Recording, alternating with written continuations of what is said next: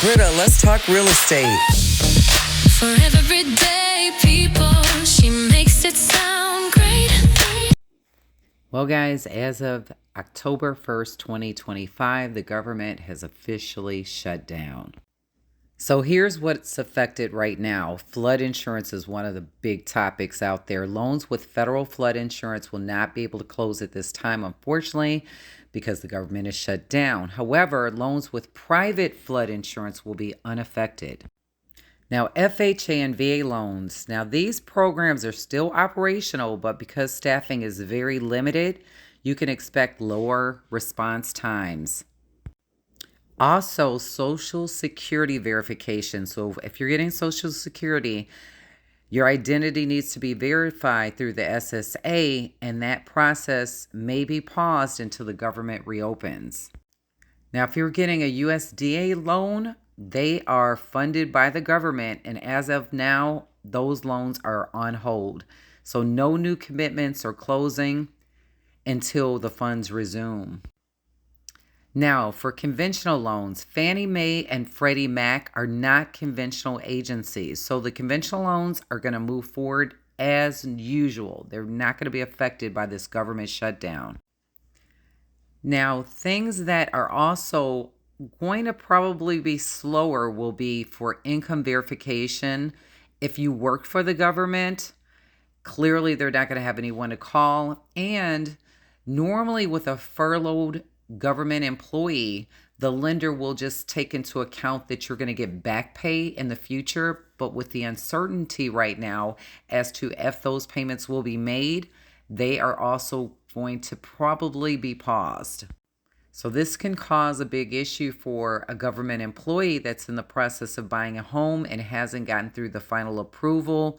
You may have to wait, which then will domino into the sellers. So the sellers of homes that have government employees that purchased them are going to have a problem, more than likely, because even if they are ready to close on their end, these loans are probably not going to close until the government opens. So as you can see, this is a major domino effect for people buying homes and selling homes. It impacts thousands and thousands of people around the country. It's not just a local issue, it is a national issue. And just imagine, whenever the government does reopen, everyone's going to be on backlog. So that is going to be a further delay. So I would expect to add extra time even when the government reopens, because they're going to be playing catch up.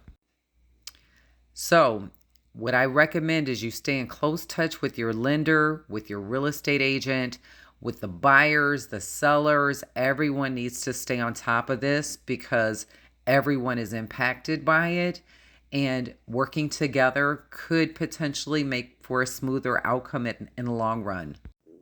Now, on a side note, if you're currently selling your home, just know that your buyer pool may shrink a bit, especially if you're in an area that has mostly FHA loans. That is going to be slowed down because buyers are on pause.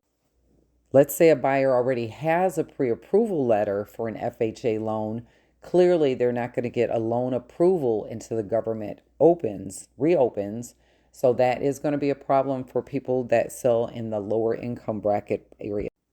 So the moral of this story is everyone needs to communicate on a regular basis. Keep an eye on the news to see how far they're progressing with this government shutdown. It will help you a lot. And I recommend making preparations for the worst case scenario, because it's not looking like this is going to be something quickly resolved. So this is just a brief overview as to what to expect. I hope it helps you, and I hope that we are able to get through this government shutdown quickly and it won't disrupt your lives for much longer. So if you have questions, feel free to reach out or put them in the comments. Britta Rivera Venture. I'd love to answer them. Have a great day, and let's hope for the best. See you guys until the next time.